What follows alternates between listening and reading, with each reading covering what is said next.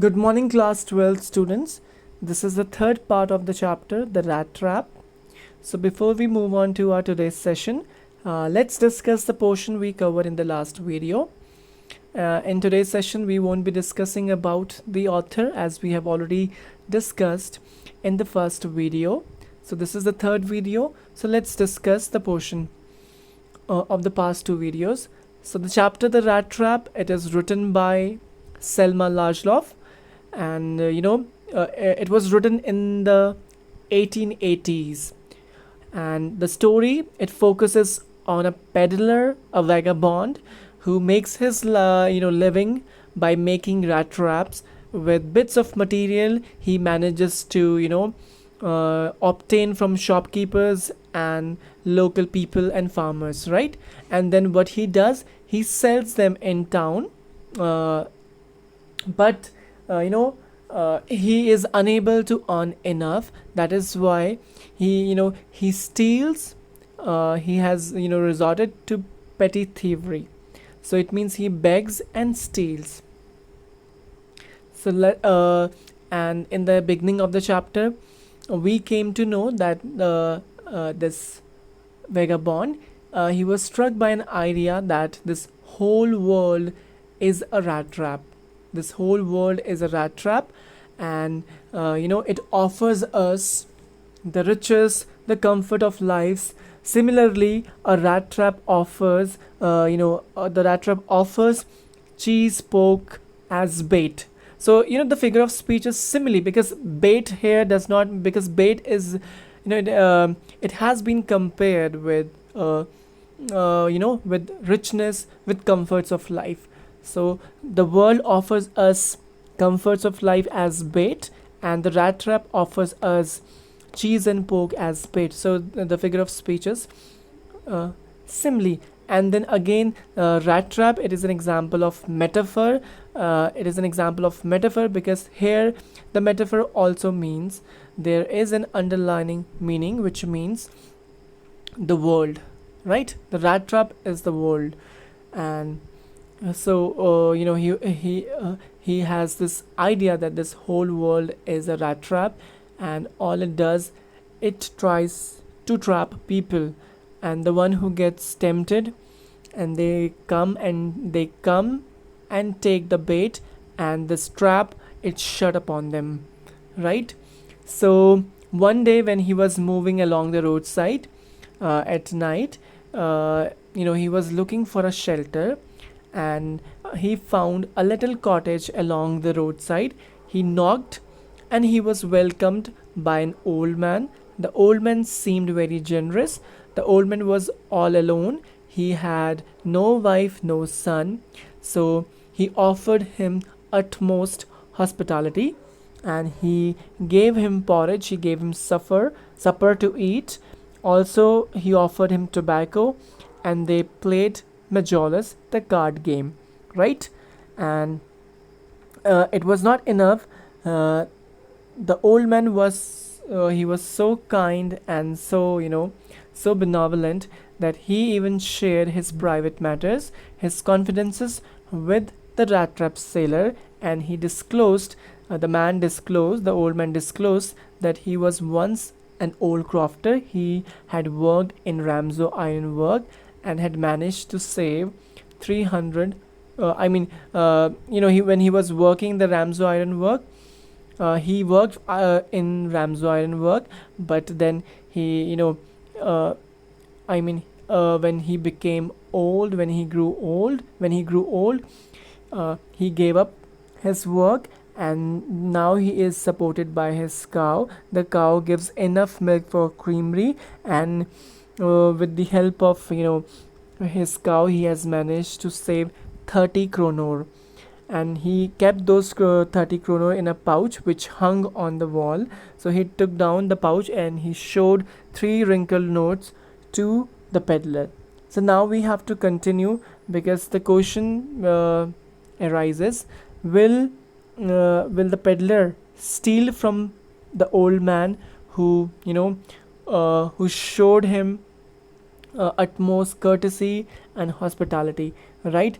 And moreover, this fellow peddler, although he begs and steal, right, he's also aware of the universe, this idea that this whole world is a rat trap. It offers us, comforts, joys, and other, opportunities to, not just opportunities, but false opportunities in order to trap us.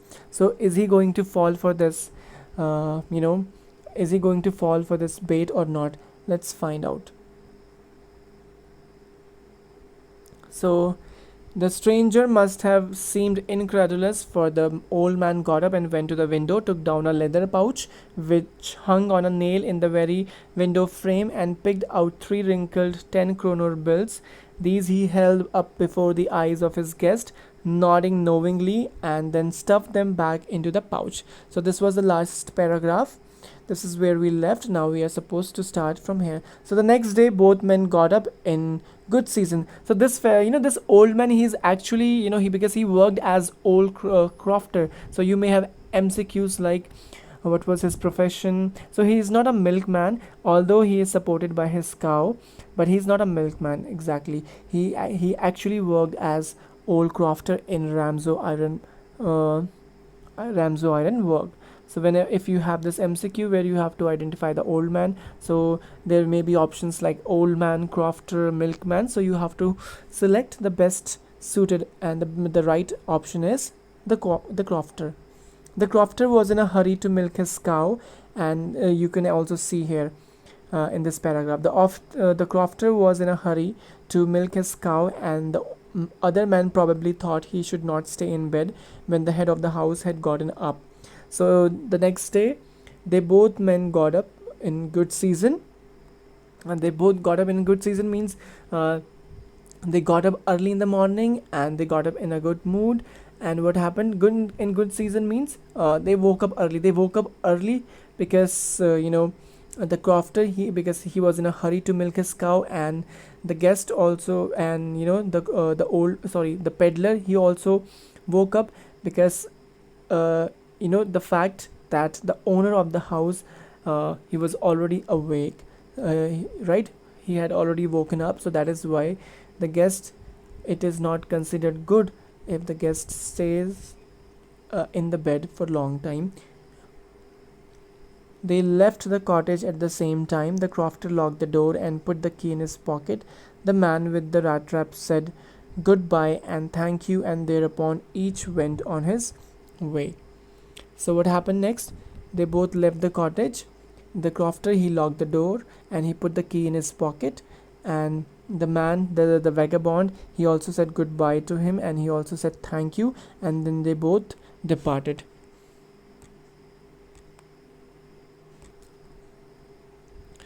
But half an hour later, the rat trap peddler stood again before the door. He did not try to get in, however. The only went up to the window, smashed a pan, stuck in his hand, and got hold of the pouch with the pouch with 30 kroner. He took the money and thrust it into his own pocket. So children, I think now you have your answer, that the one who has come up with this, with this logical idea and the question that whether this whole world is a rat trap or not.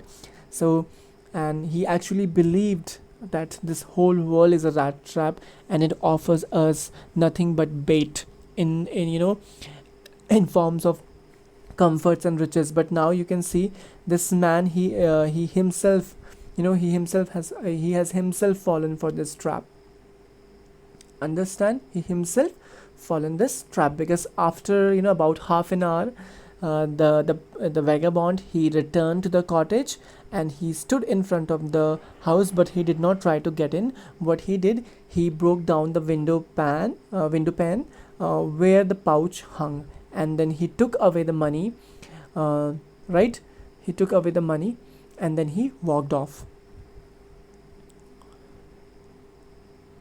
And then he hung the leather pouch very carefully back in its place and went away, right? So he put the pouch back, and then he moved. moved away. As he walked along with the money in his pocket, he felt quite pleased with his smartness. He realized, of course, that at first he dared not to continue on the public highway, but must turn off the road into the woods. So, initially what happened, he stole the money, and then he left, and he was so happy, and he was quite pleased with his smartness. But and then he did not dare to continue on the public highway. Why so? Because he wasn't afraid of being caught. That is why he did not take the public highway. He took, which route did he take? He must turn off the road into the woods. So he actually, he chose the pathway that goes through the wood, the jungle, right? So during the first hours, this caused him no difficulty. Later in the day, it became worse, for it was a big and confusing forest which he had gotten into. So for first hour, he did not find any difficulty. He could easily find his path, and then in the day time, it became worse, because it was the forest became so confusing, and he could not find his way. He tried to be sure to walk in definite directions, but the paths twisted back and forth so strangely, right? So this he got so confused, because he tried to walk in a definite direction, but the paths, they were actually very very twisty and very tricky, right? So he could not find. And then what happened?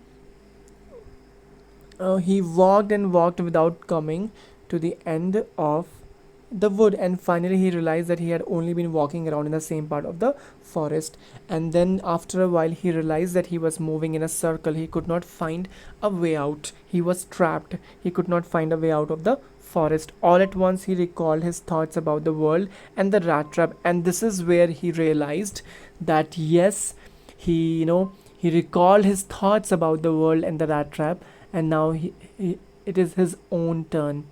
His own turn has come, because he had let himself to be fooled by a bait, and had been caught. Now his own the whole forest with its trunks and branches, its thickets means the deep and the dense bushes, fallen logs, piece of woods, closed in upon him like an impenetrable means which cannot be, here it means it cannot be escaped. So children, like an impenetrable prison. So this is an example of simile, right? The forest, the author has compared the forest with an impenetrable prison. Understood? Impenetrable prison. So now he has realized that he has fallen into the trap, and this forest, it seemed like a prison full of trunks, branches, and a prison where he can never escape. It was late in December. Darkness was already descending over the forest. This increased the danger and increased also his gloom and despair. So children, because it is it is night time, and in December you can actually feel that how chilly and how cold it is outside in December, right? So gloom means dark, and despair means hopelessness, right? So it was the month of December. You have to remember, it was the month of December, and darkness was already descending over the forest. So that in winter the sun sets so early, right?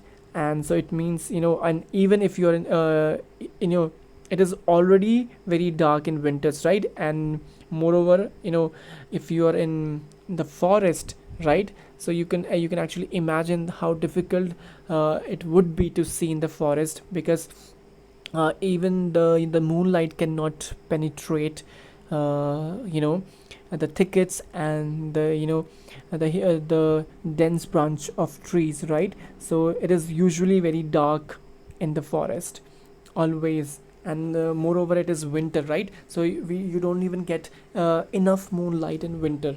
So finally he saw So he became so hopeless. Finally, he saw no way out, and he sank down to the ground and tried to death, thinking that his last moment had come. And because it was so cold, it was you know it was so cold, and he was so tired, he could not find his way out, right? So he sat on the ground because he was tired and terrified, and he thought that he was on the verge of death and that he would die soon, right? So what happened? uh, but just as he laid his head on the ground, why did he lay his head on the ground? Because he was tired and exhausted, and he was terrified with the approaching death, right? So he heard a sound, and when he laid his head down on the ground, he heard a sound, a hard regular thumping. Thumping means a sound of some heavy object beating, right? So there was no doubt as to what that was, and obviously, as we discussed in the beginning of the chapter, that the chapter was set in the Swedish mine, iron mines, right? Because it is very famous for it, Ramsau iron work. So now even the peddler is aware that the sound was coming from the iron, yes, the iron factory, right? So he raised himself. Those are the hammer strokes of from an iron mill, he thought, and now he was aware that the sound was coming from the iron mill. Understand? There must be people nearby. He summoned all his strength. Summon means he gathered all his strength and staggered. Staggered means it was difficult to move in the direction of the sound. So he mustered up all his courage. He stood up and he tried to walk. He was laming, right? And he tried to find. He walked towards the direction where the sound was coming. The Ramsau iron works, which are now closed down, were not so long ago a large plant with smelter, rolling mill, and forge. In the summer, long lines of heavily loaded barges and scows slide down the canal which led to the large inland lake, and in the winter time, the roads near the mill were black from all the coal dust which sifted down from the big charcoal crates. So, children, this is actually the description of the Ramsau iron work, and this is where you find the use of imagery, because this is called sensual imagery, right? The author is actually trying to uh, you know instigate his reader to visualize and to experience this the feel of this ironwork. So forge, it is actually a shop where metal is heated, right? And barge, a long flat bottom boat for carrying freight on canals and rivers, right? And scow is a flat bottom boat used for transporting cargo to and from ships in harbor, because this iron mill is very famous. So, and then smelter means it is a machine in which metal is melted to form into a shape, and rolling mill means machine to roll metal into sheets. So this is the description that Ramsau Ironwork. It is a large plant which has it was shut down few years ago, and it had smelter. Smelter means a machine, right? And rolling mill and a forge. And in summers, you could actually see the flat bottom boats carrying the material, right? You could see them. They would come down the canal, right, which actually led to a large inland lake for supplying material to the mill. And in waters, sorry, in winters, you could actually see the road. They turned black because because when if you're in an iron factory, you could actually imagine lots of smoke and dust, right, beating of iron. So that is why in winters, the roads turn black because of the dust, which comes due to the transportation of the charcoal crates, and also the factory. So during one of the long dark evenings just before Christmas, the master smith and his helper sat in the dark forge near the furnace, waiting for the pig iron which he had been put in the fire to be ready to put on the anvil. So who do we have in the you know in the iron in the iron meal. So you know, let's find out. So because it's anvil is okay, let's first discuss the the meaning. Anvil is a heavy iron block with a flat top, right, and concave sides.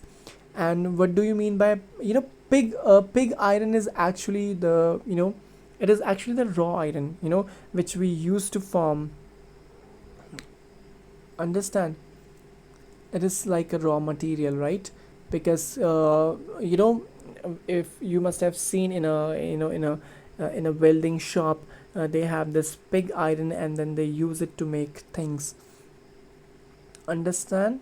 So on one long dark evening, because Christmas was, I believe Christmas was around the corner, so the master smith and his helper, they were sitting, it was Christmas time, almost Christmas time. So the master smith and his helper, they were sitting in the dark forge, right? And dark forge, which is actually across the furnace. So he was wearing a long shirt and a pair of wooden shoes. I think this is the attire, when you're working in a iron factory or iron mill. I think this is the cloth you would prefer. So they both they both of they they were actually waiting for the pig iron, right? So that they could actually they were waiting for the pig iron, and because the iron was put inside the furnace fire, understand, and it was ready to put onto the to the anvil, right? What is anvil? Anvil is a heavy block with a flat top, right, which is used to shape the metals. So in simple language, this machine is used to shape the metals, and pig iron is it has no shape, it is just like raw, and you use it to to give you use this machine to give shape to this iron. So they were actually they were turning, they were supposed to stir the liquid, right, which was very hot. And and they were actually sweating heavily, because you could actually imagine, I don't think you can imagine, because the people who has worked close to the furnace, only they could understand that how difficult and how how scorching it is in front of or around the furnace, understand. So they were actually sweating like hell. So all the time there were many sounds to be heard in the forge. The big bellows groaned, and the burning coal cracked. The fire by boy shoveled charcoal into the maw of the furnace with a great deal of clatter. Outside roared the waterfall, and a sharp north wind whipped the rain against the brick tile roof. So this is that is why you actually get to hear a lot of noise in the iron mill. Why? So we have bellows, which means these are the bag that emits a stream, right, blowing air. And shovel means move, and mow means jaw. Clatter, it is called the sound, right? And wiped means bitten. Whipped means bitten with a whip. So this is and obviously the one can actually, you could easily hear these types of sounds in this iron Ramso iron meal, because there is a big bellow, and it keeps on blowing air in the fire. So this it also produces a sound. So you could actually, if you're nearby the factory, you could hear the sound of the bellow, and then there is a sound of crackling coal. And you could also hear the banging of the charcoal, which is being shoveled, which is being thrown into the furnace by the fire boy, right? So these are all the sounds, and which are coming from outside the mill, right? And I think the peddler, he has heard this sound. So these were and there were there were waterfall, and you could also experience the high speed north wind, so which hit the raindrops against the brick tile roof. So this is all the description of Ramzo iron work, Ramzo iron meal, what who works here, what is being done, what are the machines, and the air, and the consequences, and the lots of sound, right? So this is what what we discuss in these two paragraphs. So you can go through again, and you could actually, because children, you will have to memorize the name of the machines and all, right? If you ask, because you may also have MCQs from this from this particular paragraph, so we cannot afford to skip any information. So you actually need to you need to memorize all the names and all, understand? So it was probably on account of all this noise that the blacksmith did not notice the man had opened the gate and entered the forge. So who is man here? The peddler, until he stood close up to the furnace. So this fellow, this vagabond, you know because because there is so much noise, in the factory, that if you are inside the factory, you cannot hear anybody coming inside, right? So it was probably on account of all the noise that the blacksmith who was working there, he did not pay heed to the man who opened the gate and entered the forge, right? And he took notice of him when the peddler stood close up to the furnace. Surely it was nothing unusual for poor vagabonds without any better shelter for the night to be attracted to the forge by the glow of the light, which escaped through the sooty panes, and to come in to warm themselves in front of the fire. So when the blacksmith, when he took notice of this vagabond, the Rattrap seller, he did not react. Why? Because it was not at all unusual for him, because I think he gets to see lots of poor vagabonds, who are without better shelter, and they come looking for the warmth of the furnace at night. Understand? So it was very sooty panes means window panes covered in soot, right? That is actually black powder produced when coal and is burned. So it was not very, I mean, he hardly paid any attention to the man. The blacksmith glanced only casually and indifferently. Indifferently means without paying any attention. And the intruder means the one who invades the privacy, or invades in comes without permission. So he looked the way the people of his type usually did, with a long beard, dirty, ragged, and with a bunch of rat traps dangling on his chest. So now we also see the description of the rat trap, because blacksmith, the reason he did not pay attention, because he gets to see lots of vagabonds and tramp every day, right? And the rat trap sailor, he also looked the way the people of the type he usually see every day, with long beard, the shabby clothes. And this fellow also has a bunch of rat traps dangling on his chest. Understand? Because many homeless people, they come looking for the shelter, looking for the warmth of the furnace, right? And in winter, what could give you a better warmth than a furnace, right? And the blacksmith, he's completely friendly with with the behavior of these vagabonds. So he hardly pay any attention. He did not even bother to look, or to observe, or to find out who he was. Understand? So he asked, who is he here? The vagabond. He asked permission to stay, and the master blacksmith nodded a hearty consent without honoring him with a single word. So what happened? Hearty means arrogant. So this peddler, what did he do? He actually tried to ask permission from the blacksmith, so because he wanted to stay, he wanted to spend the night right there. And he was allowed, the peddler was allowed with, and how he was allowed, the blacksmith, he gave him an arrogant consent, right? He just nod, and he did not even say a single word, as if the man, as if he was non-existent. The peddler was non-existent, right?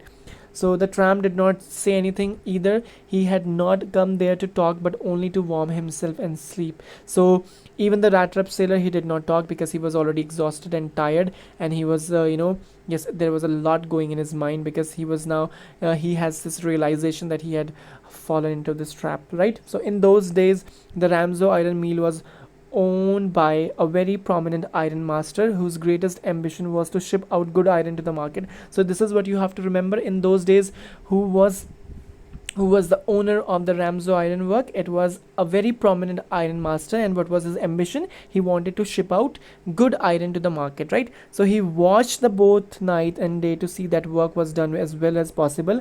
And this very moment he came into the forge on one of his nightly rounds of inspection. So this iron master who owns this Ramzo iron work, he pays, he visits his iron factory every day, in the morning, in the evening, to inspect. Why does he want to inspect? Because he wants to supply, because he has this ambition to supply good iron to the market. That is why. And how will this be ensured? When he will pay attention to the work, that whether it was being done correctly, accurately or not, right? So naturally the first thing he saw was the tall ragamuffin. So ragamuffin is also, it is one more word for the tramp, the vagabond and the wanderer, right?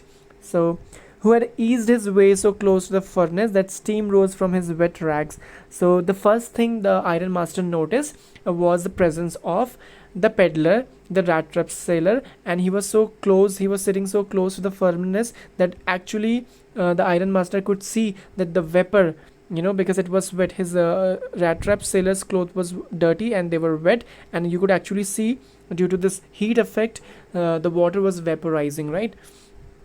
The iron master did not follow the example of the blacksmith, who had hardly deigned to the look at the stranger denied to look at the stranger. He walked close up to him, looked him over very carefully, then tore off his slouch hat to get a better view of his face. So, but this is the owner. He is not a blacksmith. He is the owner of what? Owner of the Ramzo iron work. So if you are an owner, obviously you will pay attention to each and everything that is happening in your factory, in your mill. So unlike the blacksmith, the iron master, he went across the peddler, right? And yes, he went across the peddler to examine. Okay. And he yes, he's examining him. I mean, he's trying to have a better look. But of course it is you, Nils Olaf. He said, how you do look. And he said something, right? Now that even we are confused, that why did the iron master call the the rat trap sailor, the vagabond, Nils Olaf? Why did he call him by this name? Let's find out. The man with the rat trap had never before seen the iron master as Ramzo, and did not even know what his name was, but it occurred to him that if the fine gentleman thought he was an old acquaintance, he might perhaps throw him a couple of kroner. Therefore he did not want to undeceive him all at once. So I think it is clear now that the iron master, he mistook the peddler as somebody else. That is why he called him by this name, Olaf. Nils Olaf. And this peddler, because he mistook him as his old companion, right? And the peddler, he did not even say a word, because the peddler had never seen this man before, this iron master. So but he thought that what he would do, he would try, I mean, he would pretend to be Nils Olaf. Why? Because maybe maybe the iron master would offer him some money, right? He would offer him some money, and this would help him to live tomorrow. And so he did not want to undeceive him, right? So he pretended, he started feigning. Yes, God knows things have gone downhill with me, he said. And what did he say? What did the rat trap sailor said? That that he had a very hard time. Gone downhill with me means he had to face lots of uncertainties. So that's all for today's session, children. We will be picking up this chapter in the next session. And actually, we have already, this chapter is there in your term second. The syllabus it arrived late. We had already started it, right? So we will be finishing it, right? So because we cannot leave this chapter half or unfinished. So that's all for today's session. In case you have any queries, you can discuss in the live Google Meet class, or you can contact me. You know how to contact me. That's all for today's session. Thank you everyone. Have a nice day.